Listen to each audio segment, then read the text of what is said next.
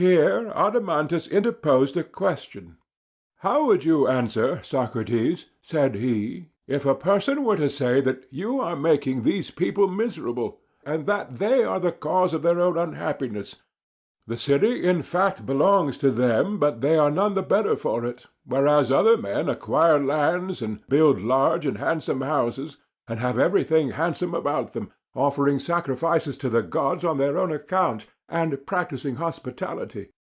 Moreover, as you were saying just now, they have gold and silver and all that is usual among the favourites of fortune.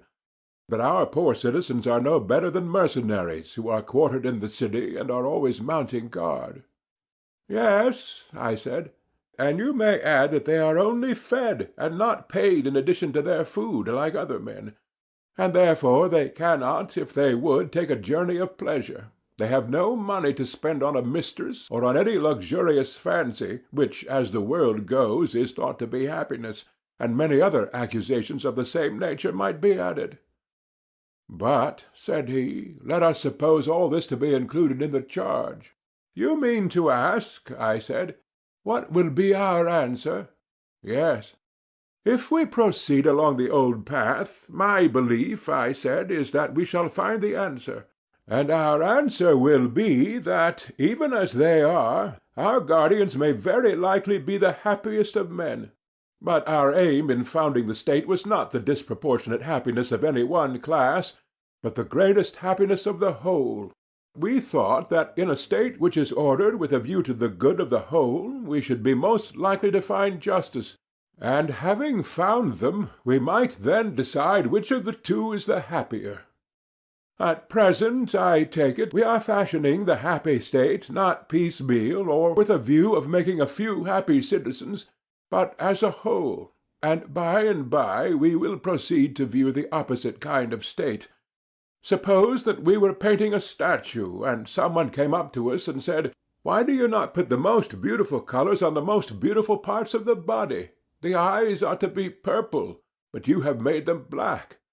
To him we might fairly answer, 'Sir, you would not surely have us beautify the eyes to such a degree that they are no longer eyes?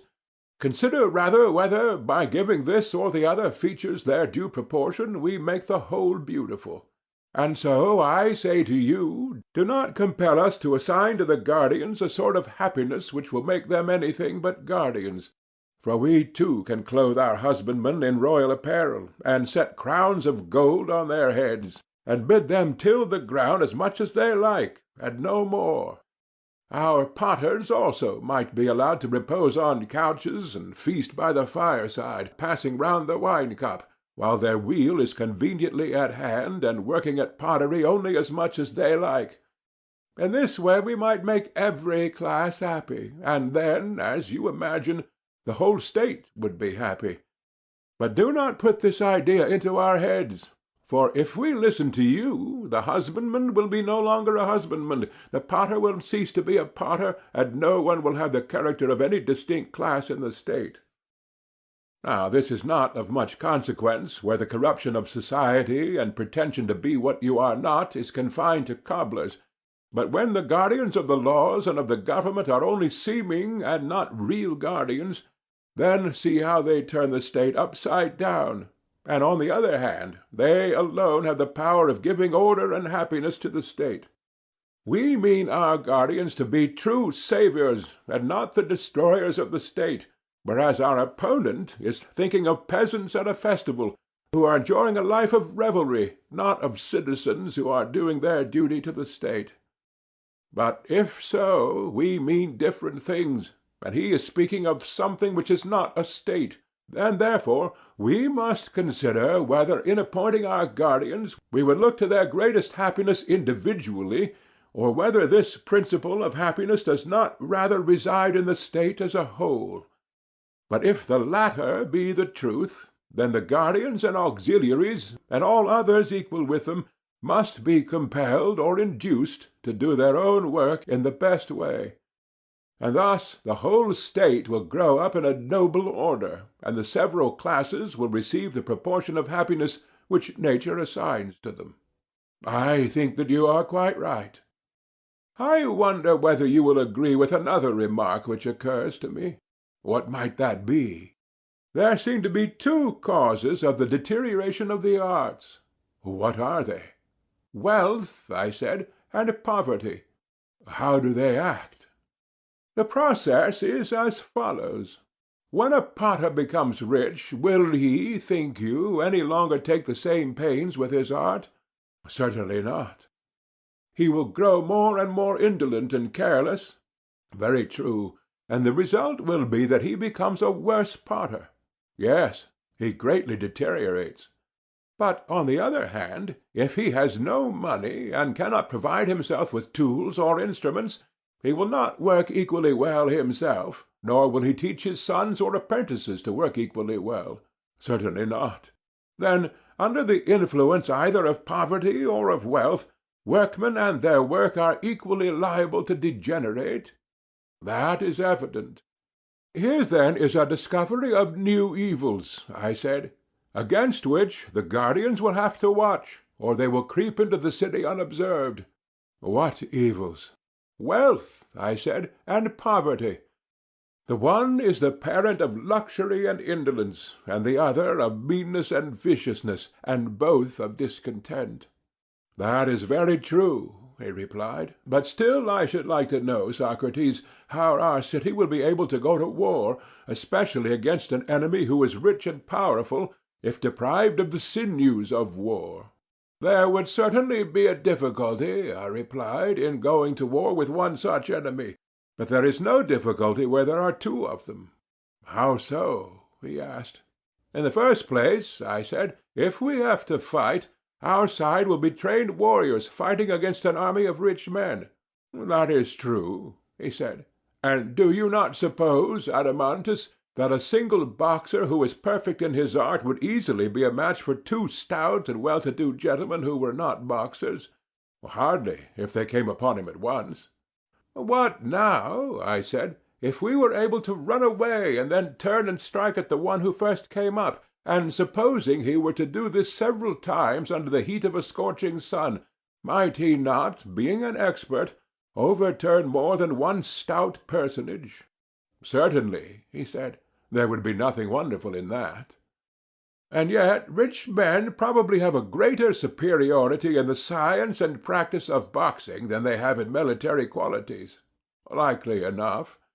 Then we may assume that our athletes will be able to fight with 2 or 3 times their own number? I agree with you, for I think you're right. And supposing that, before engaging, our citizens send an embassy to one of the 2 cities telling them what is the truth.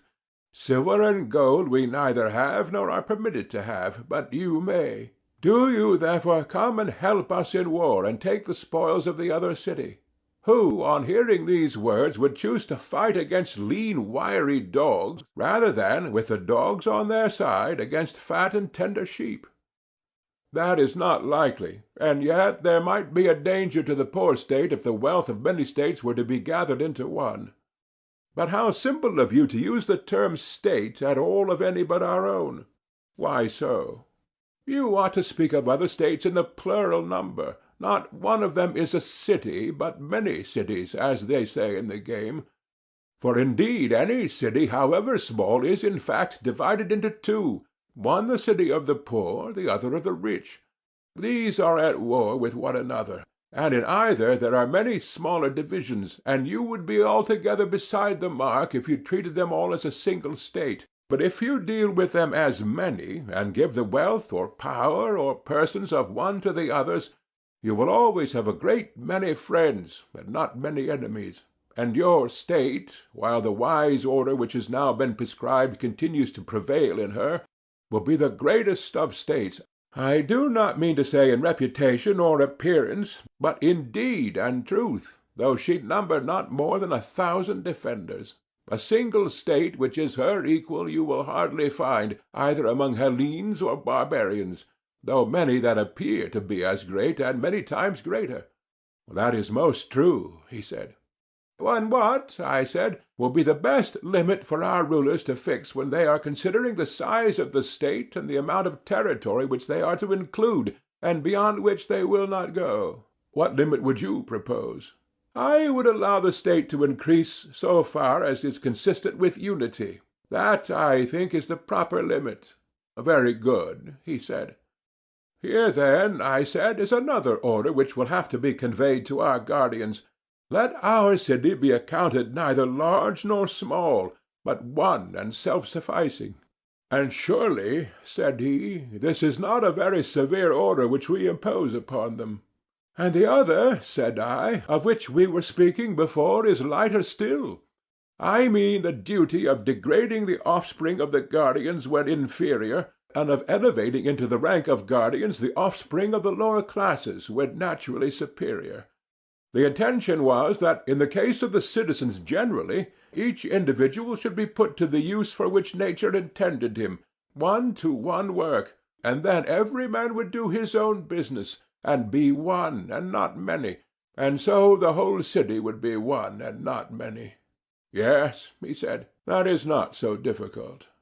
The regulations which we are prescribing, my good Adeimantus, are not, as might be supposed, a number of great principles, but trifles all, if care be taken, as the saying is, of the one great thing.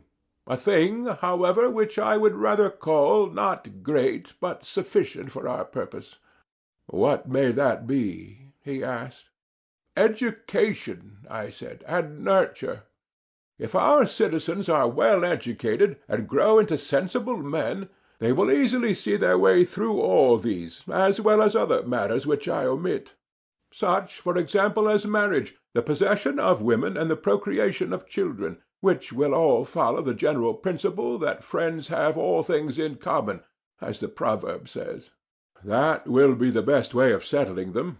Also, I said, the state, if once started well, moves with accumulating force like a wheel. For good nurture and education implant good constitutions, and these good constitutions taking root in a good education improve more and more, and this improvement affects the breed in man as in other animals. Very possibly, he said. Then, to sum up, this is the point to which, above all, the attention of our rulers should be directed, that music and gymnastic be preserved in their original form, and no innovation made.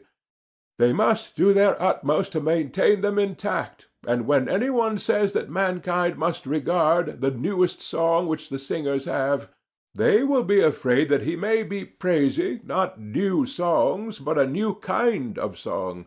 And this ought not to be praised, or conceived to be the meaning of the poet.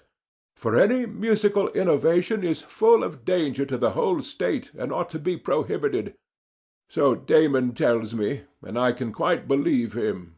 He says that when modes of music change, the fundamental laws of the state always change with them. Yes, said Adeimantus, and you may add my suffrage to Damon's and your own. Then, I said, our guardians must lay the foundations of their fortress in music? Yes, he said, the lawlessness of which you speak too easily steals in. Yes, I replied, in the form of amusement, and at first sight it appears harmless. Why, yes, he said, and there is no harm. Were it not that little by little this spirit of license, finding a home, imperceptibly penetrates into manners and customs, whence, issuing with greater force, it invades contracts between man, and from contracts goes on to laws and constitutions, in utter recklessness, ending at last, Socrates, by an overthrow of all rights, private as well as public. Is that true? I said. That is my belief, he replied.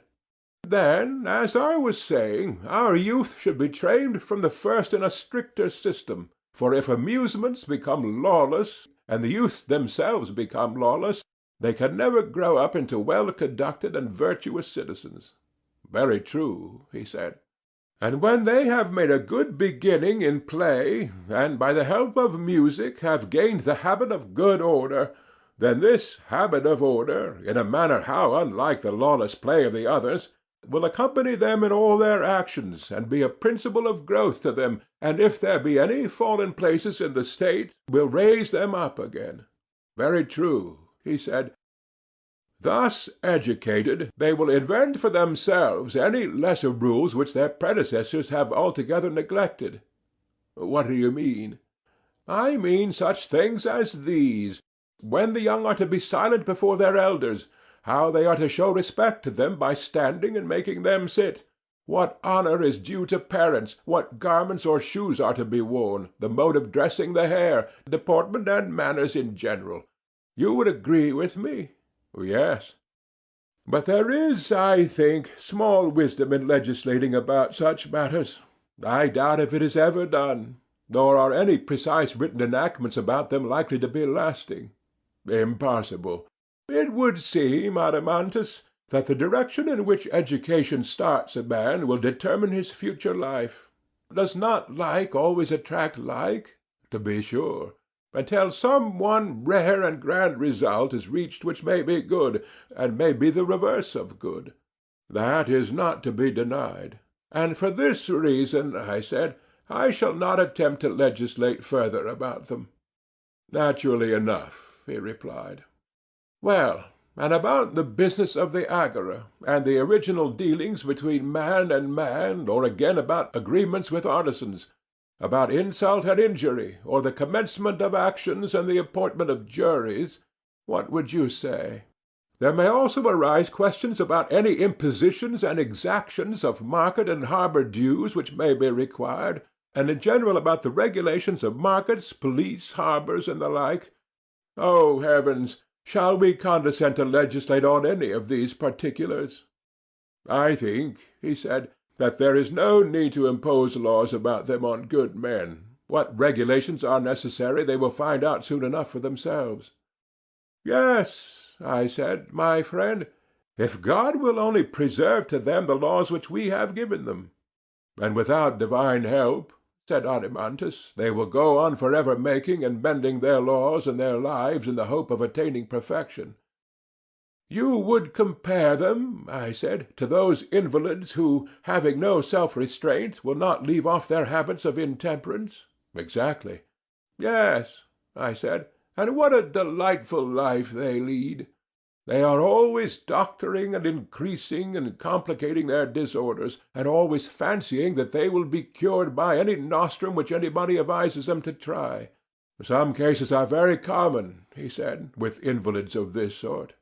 Yes, I replied, and the charming thing is that they deem him their worst enemy who tells them the truth, which is simply that unless they give up eating and drinking and wenching and idling, neither drug nor cautery nor spell nor amulet nor any other remedy will avail. Charming, he replied. I see nothing charming in going into a passion with a man who tells you what is right. These gentlemen, I said, do not seem to be in your good graces. Assuredly not.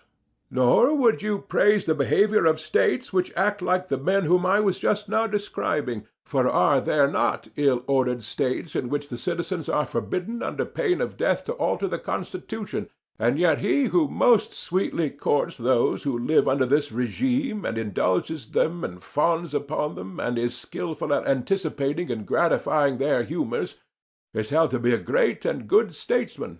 Do not these states resemble the persons whom I was describing? Yes, he said, the states are as bad as the men, and I am very far from praising them. But do you not admire, I said, the coolness and dexterity of these ready ministers of political corruption? Yes, he said, I do, but not for all of them. For there are some whom the applause of the multitude has deluded into the belief that they are really statesmen, and these are not much to be admired. What do you mean? I said. You should have more feeling for them.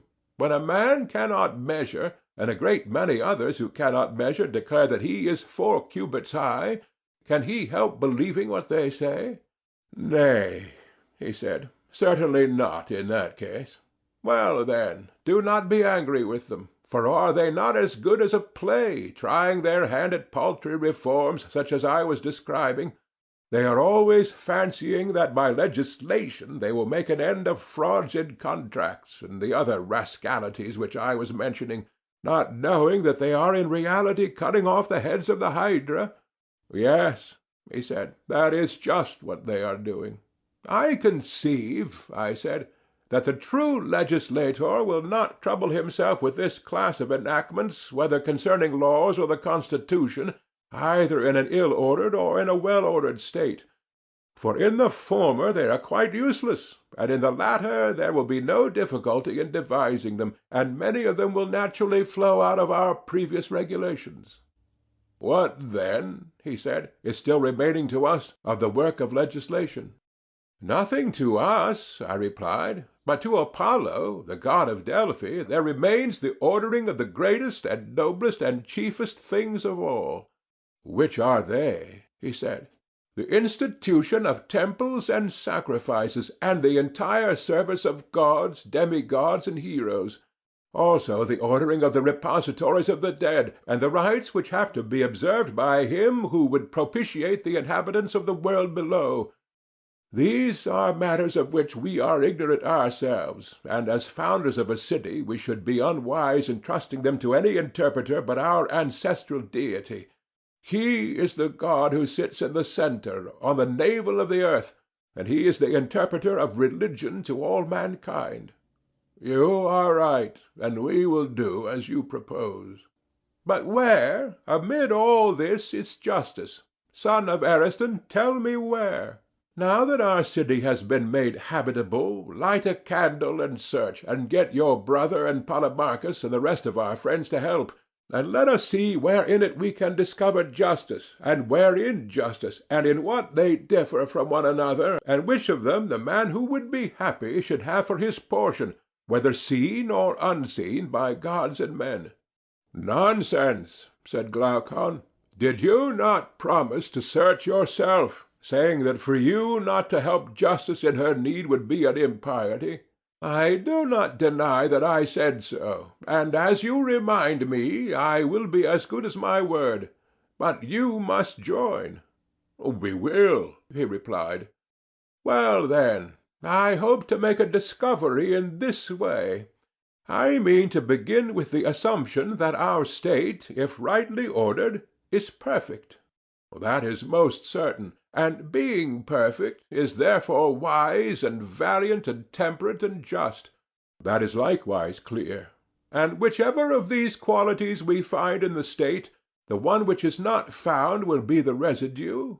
"Very good." "If there were 4 things, and we were searching for one of them, wherever it might be, the one sought for might be known to us from the first, and there would be no further trouble. Or we might know the other 3 first, and then the 4th would be clearly the one left." "Very true," he said.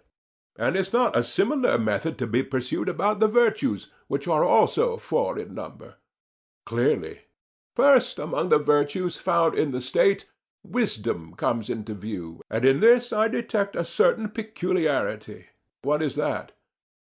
"The state which we have been describing is said to be wise as being good in counsel." "Very true. And good counsel is clearly a kind of knowledge, for not by ignorance but by knowledge do men counsel well." "Clearly." "And the kinds of knowledge in a state are many and diverse?" "Of course." "There is the knowledge of the carpenter, but is that the sort of knowledge which gives a city the title of wise and good in counsel?" "Certainly not. That would only give a city the reputation of skill in carpentering." "Then a city is not to be called wise because possessing a knowledge which counsels for the best about wooden implements?" "Certainly not." "Nor by reason of a knowledge which advises about brazen pots?" I said. "Nor as possessing any other similar knowledge?" "Not by reason of any of them," he said. "Nor yet by reason of a knowledge which cultivates the earth? That would give the city the name of agricultural." "Yes." "Well," I said, "and is there any knowledge in our recently founded state among any of the citizens which advises, not about any particular thing in the state, but about the whole, and considers how a state can best deal with itself and with other states?" "There certainly is." "And what is this knowledge, and among whom is it found?" I asked. "It is the knowledge of the guardians," he replied, "and is found among those whom we were just now describing as perfect guardians." "And what is the name which the city derives from the possession of this sort of knowledge?" the name of good in counsel and truly wise. And will there be in our city more of these true guardians or more smiths? The smiths, he replied, will be far more numerous. Will not the guardians be the smallest of all the classes who receive a name from the profession of such kind of knowledge? Much the smallest. And so, by reason of the smallest part or class, and of the knowledge which resides in this presiding and ruling part of itself, the whole state, being thus constituted according to nature, will be wise, and this, which has the only knowledge worthy to be called wisdom, has been ordained by nature to be of all classes the least. Most true. Thus, then, I said, the nature and place in the state of one of the four virtues has somehow or other been discovered, and in my humble opinion very satisfactorily discovered, he replied. Again, I said, there is no difficulty in seeing the nature of courage, and in what part that quality resides which gives the name of courageous to the state. How do you mean? Why, I said, every one who calls any state courageous or cowardly will be thinking of the part which fights and goes to war on the state's behalf. No one, he replied, would ever think of any other. The rest of the citizens may be courageous or may be cowardly, but their courage or cowardice will not, as I conceive, have the effect of making the city either the one or the other. Certainly not. The city will be courageous in virtue of a portion of herself which preserves under all circumstances that opinion about the nature of things to be feared and not to be feared, in which our legislator educated them, and this is what you term courage. I should like to hear what you are saying once more, for I do not think that I perfectly understand you. I mean that courage is a kind of salvation. Salvation of what? Of the opinion respecting things to be feared, what they are and of what nature, which the law implants through education.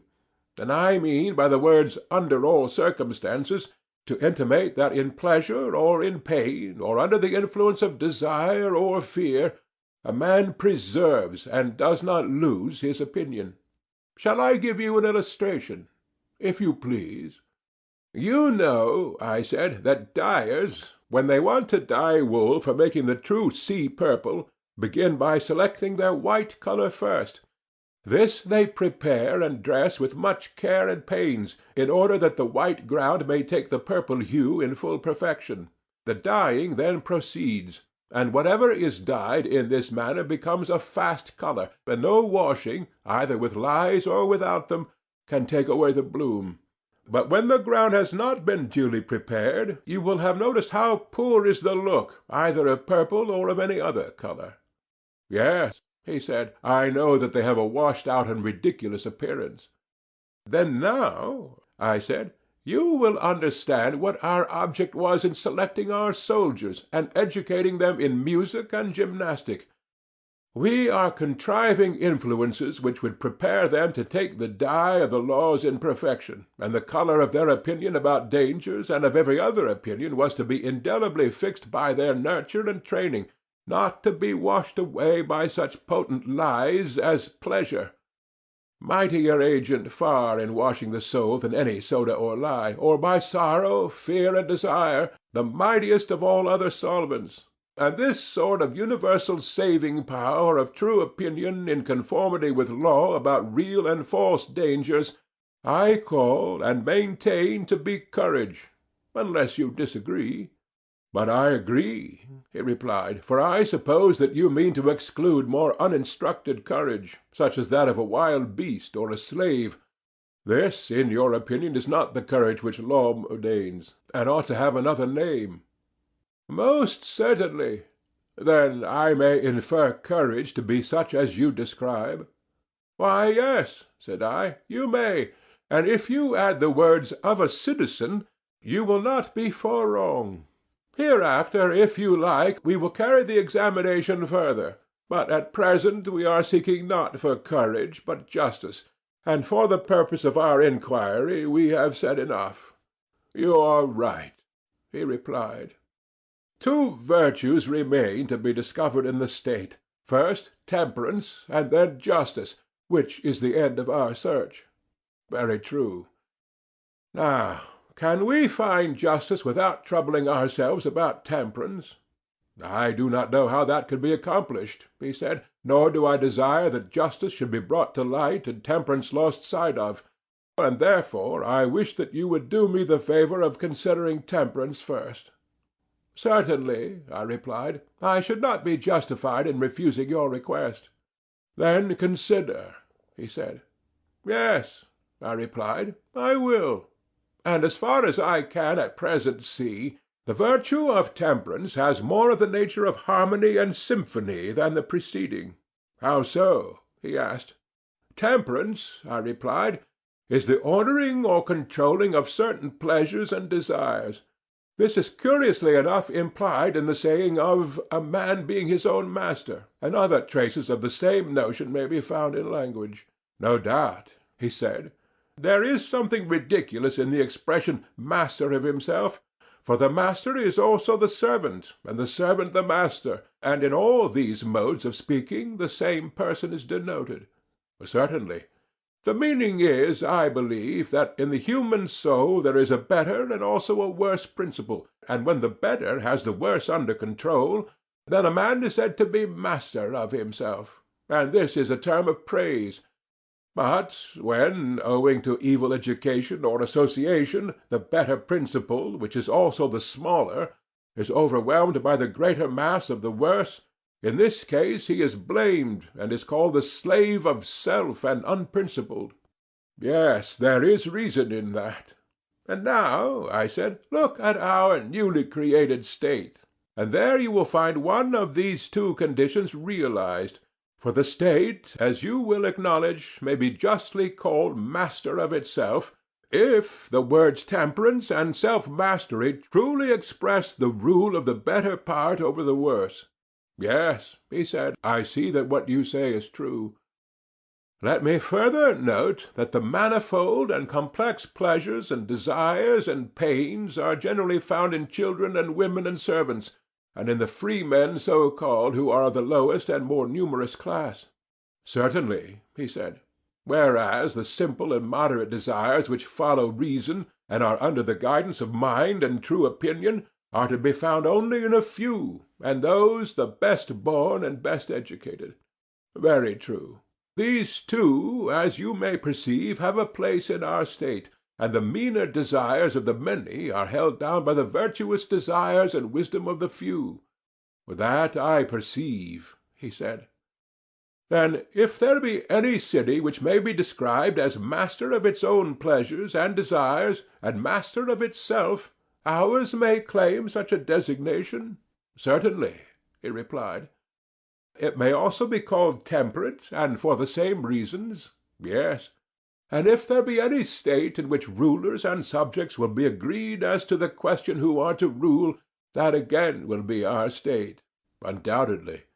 And the citizens being thus agreed among themselves, in which class will temperance be found, in the rulers or in their subjects? In both, as I should imagine, he replied. Do you observe that we are not far wrong in our guess that temperance was a sort of harmony? Why so? Why, because temperance is unlike courage and wisdom, each of which resides in a part only, the one making the state wise and the other valiant. Not so temperance, which extends to the whole, and runs through all the notes of the scale, and produces a harmony of the weaker and the stronger and the middle class, whether you suppose them to be stronger or weaker in wisdom or power or numbers or wealth, or anything else. Most truly, then, may we deem temperance to be the agreement of the naturally superior and inferior, as to the right of rule of either, both in states and individuals. I entirely agree with you. And so, I said, we may consider 3 out of the 4 virtues to have been discovered in our state.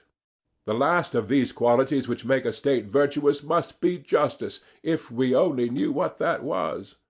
The inference is obvious. The time has then arrived, Glaucon, when, like huntsmen, we should surround the cover, and look sharp that justice does not steal away, and pass out of sight and escape us. For beyond a doubt she is somewhere in this country. Watch, therefore, and strive to catch a sight of her, and if you see her first, let me know. Would that I could, but you should regard me rather as a follower who has just eyes enough to see what you show him. That is about as much as I am good for. Offer a prayer with me and follow. I will, but you must show me the way. Here is no path, I said, and the wood is dark and perplexing. Still we must push on. Let us push on. Here I saw something. Hullo, I said, I begin to perceive a track, and I believe that the quarry will not escape. Good news, he said. Truly, I said, we are stupid fellows. Why so? Why, my good sir, at the beginning of our inquiry, ages ago, there was justice tumbling out at our feet, and we never saw her. Nothing could be more ridiculous. Like people who go about looking for what they have in their hands. That was the way with us. We looked not at what we were seeking, but at what was far off in the distance, and therefore, I suppose, we missed her. What do you mean? I mean to say that in reality, for a long time past we have been talking of justice, and have failed to recognize her. I grow impatient at the length of your exordium. Well then, tell me, I said, whether I am right or not. You remember the original principle which we were always laying down at the foundation of the state, that one man should practice one thing only, the thing to which his nature was best adapted.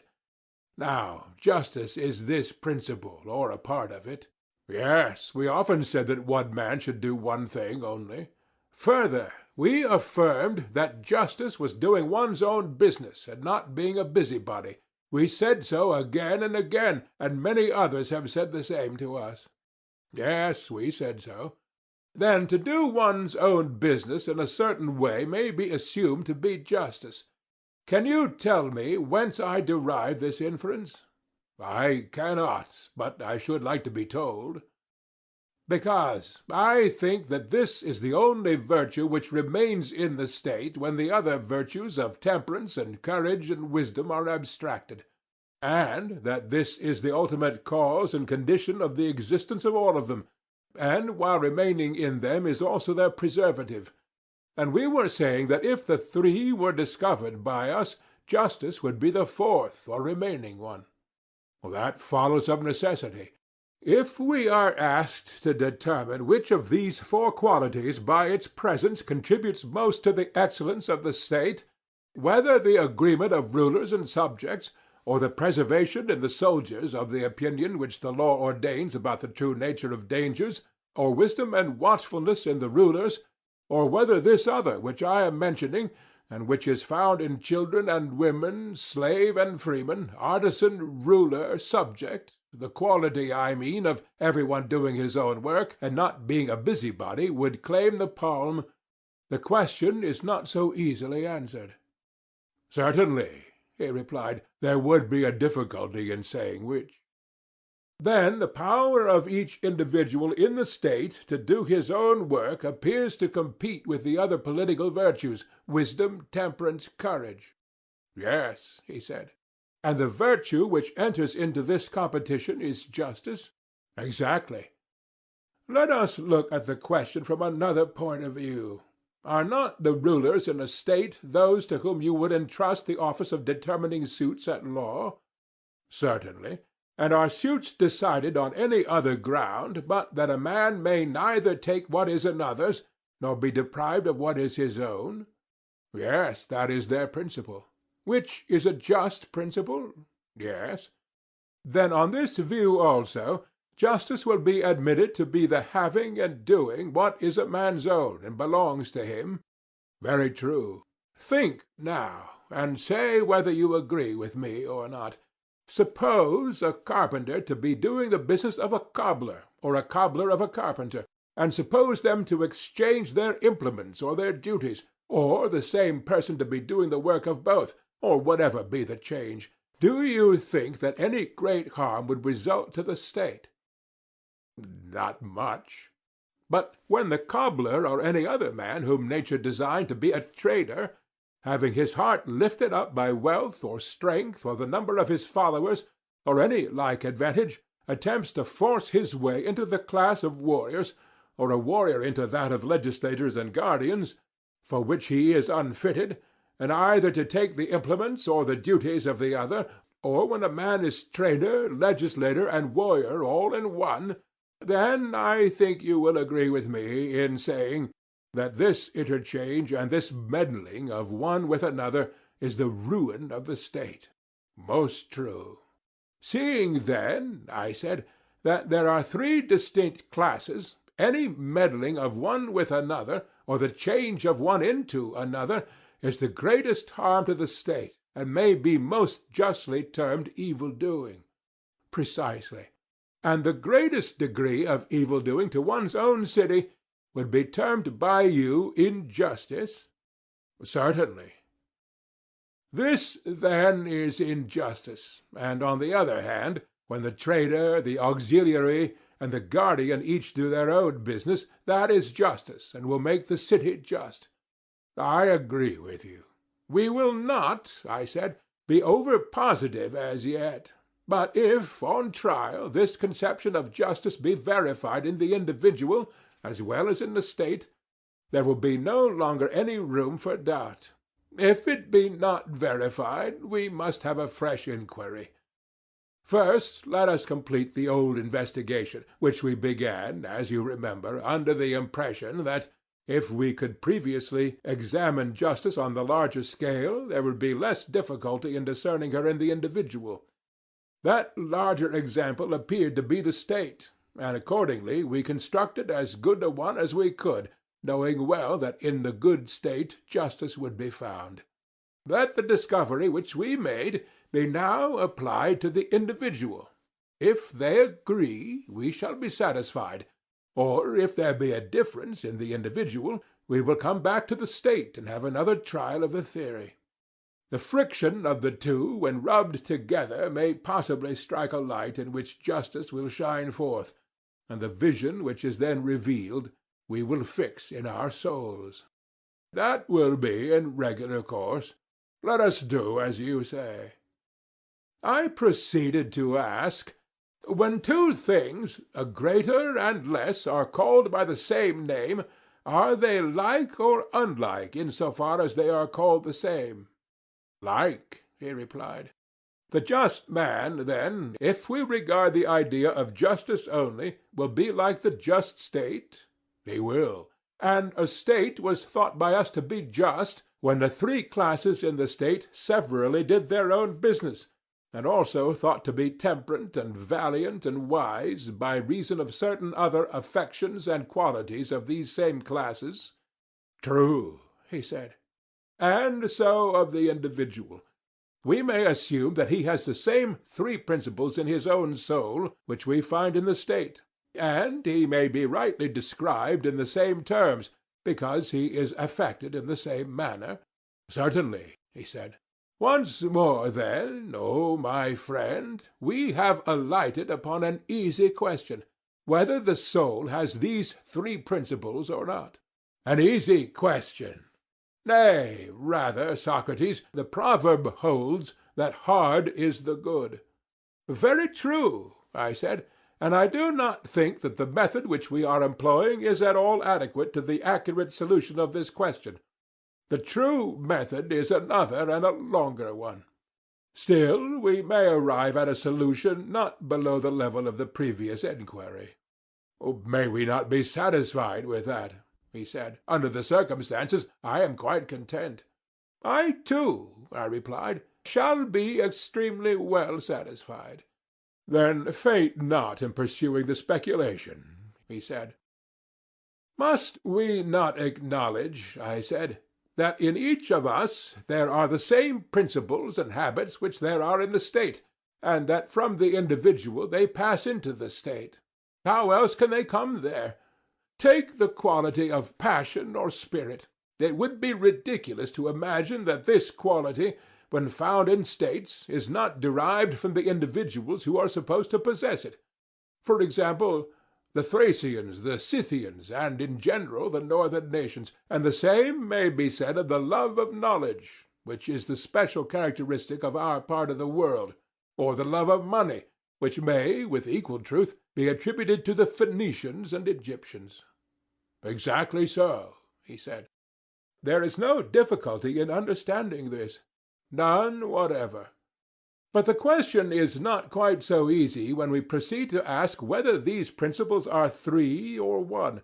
Whether, that is to say, we learn with one part of our nature, are angry with another, and with a third part desire the satisfaction of our natural appetites, or whether the whole soul comes into play in each sort of action. To determine that is the difficulty. Yes, he said, there lies the difficulty. Then let us now try and determine whether they are the same or different. How can we? He asked. I replied as follows. The same thing clearly cannot act or be acted upon in the same part, or in relation to the same thing at the same time in contrary ways, and therefore, whenever this contradiction occurs in things apparently the same, we know that they are really not the same, but different. Good. For example, I said, can the same thing be at rest and in motion at the same time in the same part? Impossible. Still, I said, let us have a more precise statement of terms, lest we should hereafter fall out by the way. Imagine the case of a man who is standing and also moving his hands and his head, and suppose a person to say that one and the same person is in motion and at rest at the same moment. To such a mode of speech we should object, and should rather say that one part of him is in motion while another is at rest. Very true. And suppose the objector to refine still further, and to draw the nice distinction that not only parts of tops, but whole tops, when they spin round with their pegs fixed on the spot, are at rest and in motion at the same time, and he may say the same of anything which revolves in the same spot, his objection would not be admitted by us, because in such cases things are not at rest and in motion in the same parts of themselves.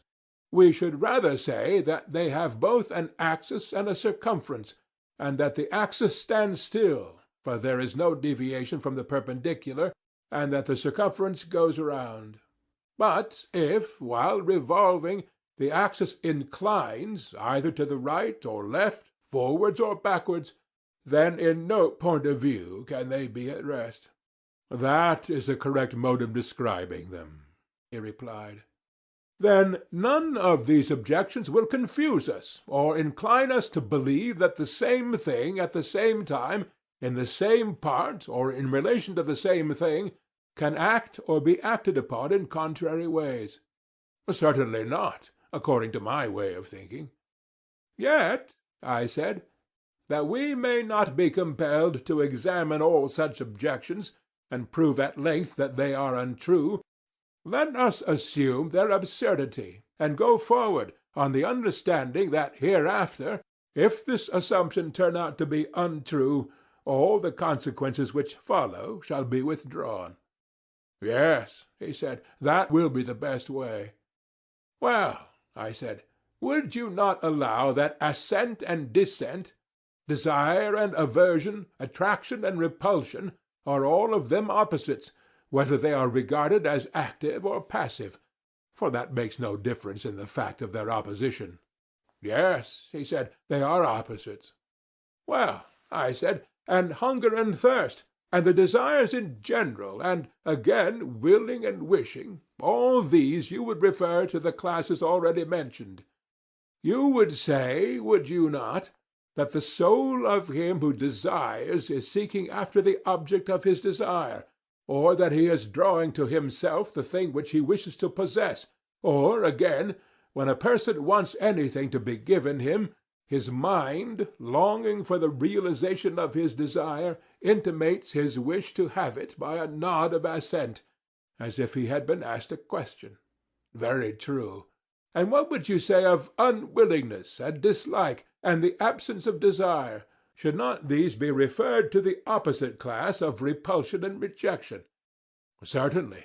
Admitting this to be true of desire generally, let us suppose a particular class of desires, and out of these we will select hunger and thirst, as they are termed, which are the most obvious of them. Let us take that class, he said. The object of one is food, and of the other drink? Yes. And here comes the point. Is not thirst the desire which the soul has of drink, and of drink only, not of drink qualified by anything else? For example, warm or cold, or much or little, or, in a word, drink of any particular sort. But if the thirst be accompanied by heat, then the desire is of cold drink, or, if accompanied by cold, then of warm drink. Or, if the thirst be excessive, then the drink which is desired will be excessive, or, if not great, the quantity of drink will also be small, but thirst, pure and simple, will desire drink pure and simple, which is the natural selection of thirst, as food is of hunger. Yes, he said, the simple desire is, as you say, in every case of the simple object, and the qualified desire of the qualified object. But here a confusion may arise, and I should wish to guard against an opponent starting up and saying that no man desires drink only, but good drink, or food only, but good food. For good is the universal object of desire, and thirst, being a desire, will necessarily be thirst after good drink, and the same is true of every other desire. Yes, he replied, the opponent might have something to say. Nevertheless, I should still maintain that of relatives some have a quality attached to either term of the relation, others are simple and have their correlatives simple. I do not know what you mean. Well, you know, of course, that the greater is relative to the less? Certainly. And the much greater to the much less? Yes. And the sometime greater to the sometime less, and the greater that is to be to the less that is to be? Certainly, he said. And so of more and less, and of other correlative terms, such as the double and the half, or again the heavier and the lighter, the swifter and the slower, and of hot and cold, and of any other relatives. Is not this true of all of them? Yes. And does not the same principle hold in the sciences? The object of science is knowledge, assuming that to be the true definition, but the object of a particular science is a particular kind of knowledge. I mean, for example, that the science of house-building is a kind of knowledge which is defined and distinguished from other kinds, and is therefore termed architecture. Certainly, because it has a particular quality which no other has. Yes. And it has this particular quality because it has an object of a particular kind, and this is true of the other arts and sciences. Yes. Now then, if I made myself clear, you will understand my original meaning in what I said about relatives. My meaning was that if one term of a relation is taken alone, the other is taken alone. If one term is qualified, the other is also qualified. I do not mean to say that relatives may not be disparate, or that the science of health is healthy, or of disease necessarily diseased, or that the sciences of good and evil are therefore good and evil, but only that, when the term science is no longer used absolutely, but has a qualified object which in this case is the nature of health and disease, it becomes defined, and is hence called not merely science, but the science of medicine. I quite understand, and I think as you do. Would you not say that thirst is one of these essentially relative terms, having clearly a relation? Yes, thirst is relative to drink. And a certain kind of thirst is relative to a certain kind of drink. But thirst taken alone is neither of much nor little, nor of good nor bad, nor of any particular kind of drink, but of drink only. Certainly. Then the soul of the thirsty one, in so far as he is thirsty, desires only drink. For this he yearns and tries to obtain it. Well, that is plain. And if you suppose something which pulls a thirsty soul away from drink, that must be different from the thirsty principle which draws him like a beast to drink. For, as we were saying, the same thing cannot at the same time with the same part of itself act in contrary ways about the same. Impossible. No more than you can say that the hands of the archer push and pull the bow at the same time. But what you say is that one hand pushes and the other pulls. Exactly so, he replied. And might a man be thirsty and yet unwilling to drink? Yes, he said, it constantly happens. And in such a case what is one to say? Would you not say that there was something in the soul bidding a man to drink, and something else forbidding him, which is other and stronger than the principle which bids him? I should say so. And the forbidding principle is derived from reason, and that which bids and attracts proceeds from passion and disease? Clearly. Then we may fairly assume that they are two, and that they differ from one another. The one with which a man reasons we may call the rational principle of the soul. The other we may call the rational principle of the soul. The other, with which he loves and hungers and thirsts and feels the flutterings of any other desire, may be termed the irrational or appetitive, the ally of sundry pleasures and satisfactions. Yes, he said, we may fairly assume them to be different. Then let us finally determine that there are two principles existing in the soul. And what of passion or spirit? Is it a third, or akin to one of the preceding? I should be inclined to say akin to desire. Well, I said, there is a story which I remember to have heard, and in which I put faith. The story is that Leontius, the son of Algleion, coming up one day from the Piraeus, under the north wall on the outside, observed some dead bodies lying on the ground at the place of execution. He felt a desire to see them, and also a dread and abhorrence of them. For a time he struggled and covered his eyes, but at length the desire got the better of him, and forcing them open, he ran up to the dead bodies, saying, "Look, ye wretches, take your fill of the fair sight." "I have heard the story myself," he said. "The moral of the tale is that anger at times goes to war with desire, as though they were two distinct things." "Yes, that is the meaning," he said. "And are there not many other cases in which we observe that when a man's desires violently prevail over his reason, he reviles himself, and is angry at the violence within him, and that in this struggle, which is like the struggle of factions in a state, his spirit is on the side of his reason?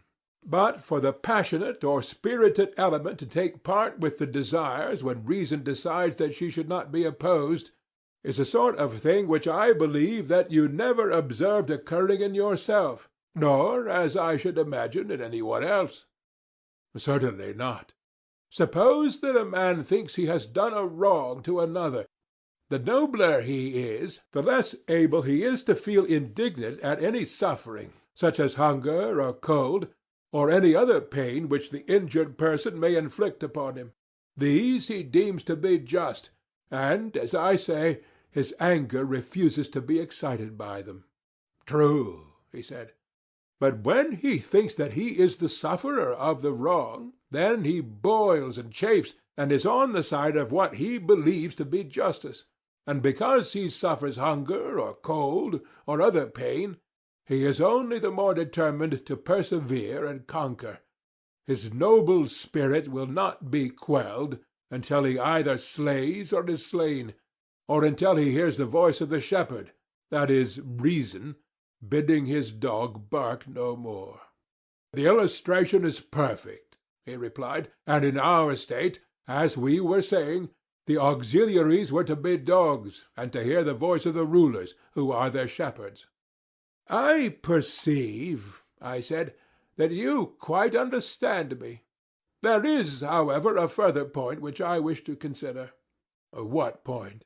You remember that passion or spirit appeared at first sight to be a kind of desire, but now we should say quite the contrary, for in the conflict of the soul spirit is arrayed on the side of the rational principle. Most assuredly. But a further question arises. Is passion different from reason also, or only a kind of reason? In which latter case, instead of three principles in the soul, there will be only two, the rational and the concupiscent. Or rather, as the state was composed of three classes, traders, auxiliaries, counsellors, so may there not be in the individual soul a third element which is passion or spirit, and when not corrupted by bad education, is the natural auxiliary of reason? Yes, he said, there must be a third. Yes, I replied, if passion, which has already been shown to be different from desire, turns out also to be different from reason. But that is easily proved. We may observe even in young children that they are full of spirit almost as soon as they are born, whereas some of them never seem to attain the use of reason, and most of them late enough. Excellent, I said. And you may see passion equally in brute animals, which is a further proof of the truth of what you are saying. And we may once more appeal to the words of Homer, which have already been quoted by us. He smote his breast, and thus rebuked his soul. For in this verse Homer has clearly supposed the power which reasons about the better and worse to be different from the unreasoning anger which is rebuked by it. Very true, he said. And so, after much tossing, we have reached land, and are fairly agreed that the same principles which exist in the state exist also in the individual, and that they are three in number. Exactly. Must we not then infer that the individual is wise in the same way, and in virtue of the same quality which makes the state wise? Certainly.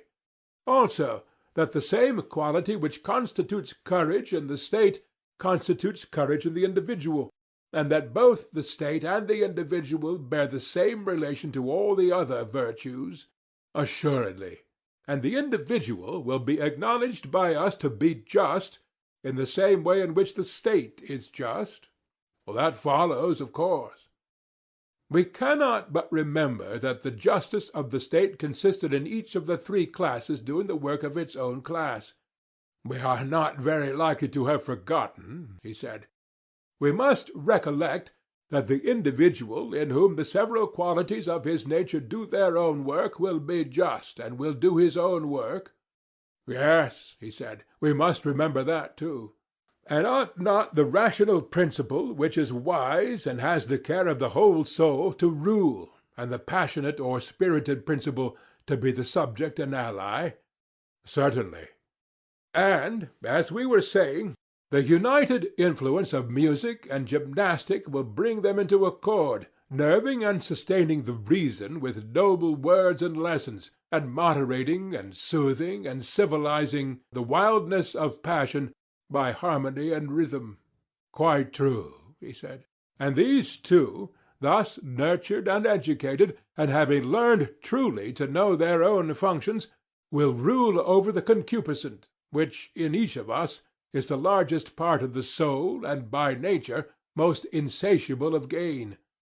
Over this they will keep guard, lest, waxing great and strong with the fullness of bodily pleasures, as they are termed, the concupiscent soul, no longer confined to her own sphere, should attempt to enslave and rule those who are not her natural-born subjects, and overturn the whole life of man. Very true, he said.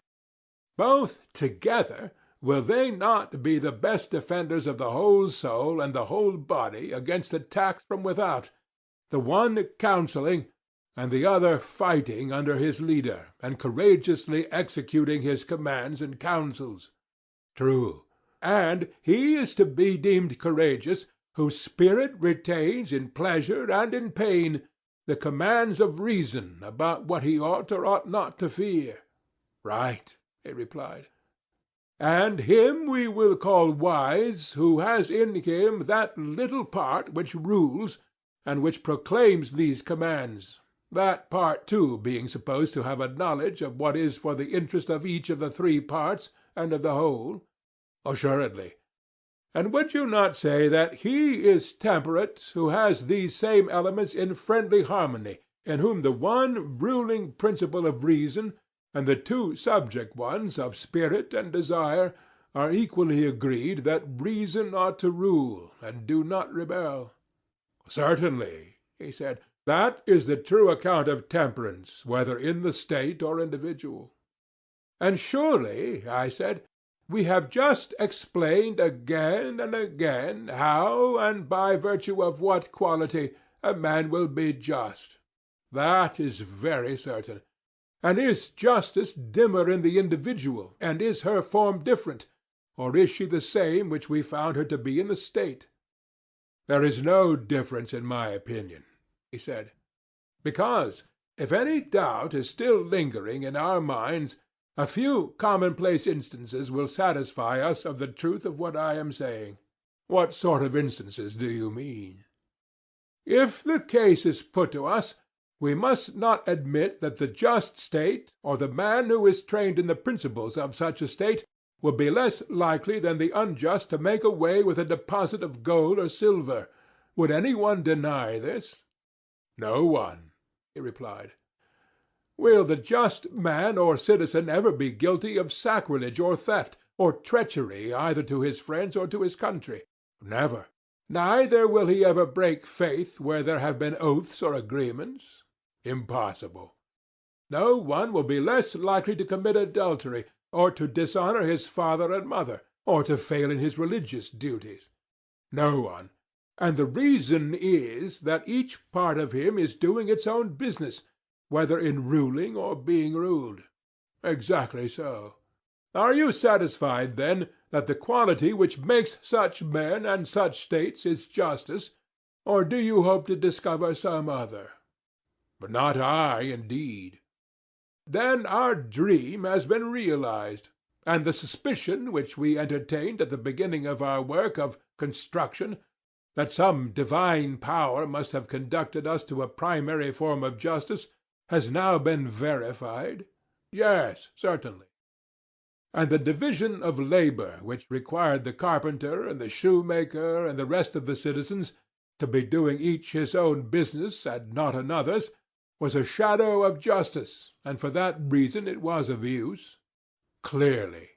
But in reality justice was such as we were describing, being concerned, however, not with the outward man, but with the inward, which is the true self and concernment of man.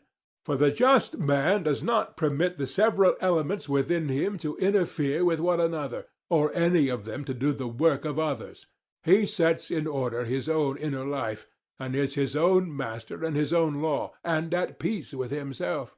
And when he has bound together the three principles within him, which may be compared to the higher, lower, and middle notes of a scale, and the intermediate intervals, when he has bound all these together, and is no longer many, but has become one entirely temperate and perfectly adjusted nature, then he proceeds to act, if he has to act, whether in a matter of property, or in the treatment of the body, or in some affair of politics or private business, always thinking and calling that which preserves and cooperates with this harmonious condition just and good action, and the knowledge which presides over it wisdom, and which at any time impairs this condition he will call unjust action, and the opinion which presides over it ignorance. You have said the exact truth, Socrates. Very good. And if we were to affirm that we had discovered the just man and the just state, and the nature of justice in each of them, we should not be telling a falsehood. Most certainly not. May we say so, then? Let us say so. And now, I said, injustice has to be considered. Clearly. Must not injustice be a strife, which arises among the three principles of meddlesomeness and interference, and rising up of a part of the soul against the whole, an assertion of unlawful authority, which is made by a rebellious subject against a true prince, of whom he is the natural vassal? What is all this confusion and delusion but injustice, and intemperance, and cowardice, and ignorance, and every form of vice? Exactly so.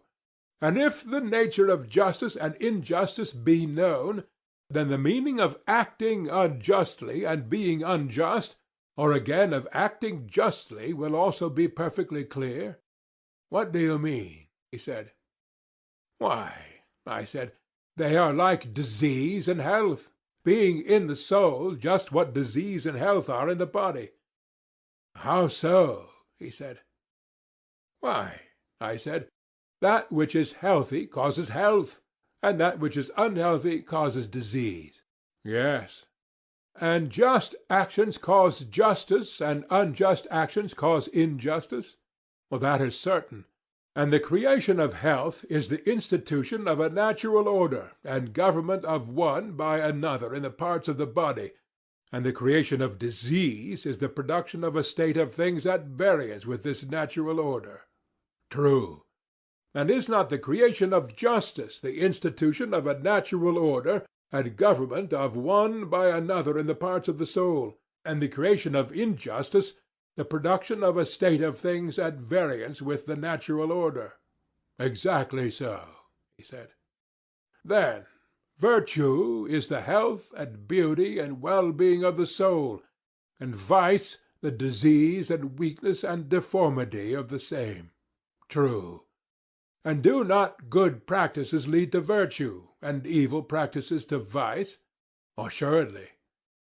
Still, our old question of the comparative advantage of justice and injustice has not been answered. Which is the more profitable, to be just and act justly and practice virtue, whether seen or unseen of gods and men, or to be unjust and act unjustly, if only unpunished and unreformed? In my judgment, Socrates, the question has now become ridiculous. We know that when the bodily constitution is gone, life is no longer endurable, though pampered with all kinds of meats and drinks, and having all wealth and all power. And shall we be told that when the very essence of the vital principle is undermined and corrupted, life is still worth having to a man, if only he be allowed to do whatever he likes, with the single exception that he is not to acquire justice and virtue, or to escape from injustice and vice, assuming them both to be such as we have described? Yes, I said, the question is, as you say, ridiculous. Still, as we are near the spot at which we may see the truth in the clearest manner with our own eyes, let us not faint by the way. Certainly not, he replied. Come up hither, I said, and behold the various forms of vice, those of them, I mean, which are worth looking at. I am following you, he replied. Proceed. I said, the argument seems to have reached a height from which, as from some tower of speculation, a man may look down and see that virtue is one, but that the forms of vice are innumerable, there being 4 special ones which are deserving of note. What do you mean? He said. I mean, I replied, that there appear to be as many forms of the soul as there are distinct forms of the state. How many? There are 5 of the state and 5 of the soul, I said. What are they? The first, I said, is that which we have been describing, and which may be said to have 2 names, monarchy and aristocracy, accordingly as rule is exercised by one distinguished man or by many. True, he replied. But I regard the 2 names as describing one form only.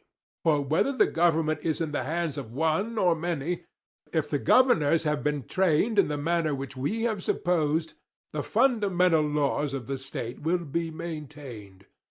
That is true, he replied.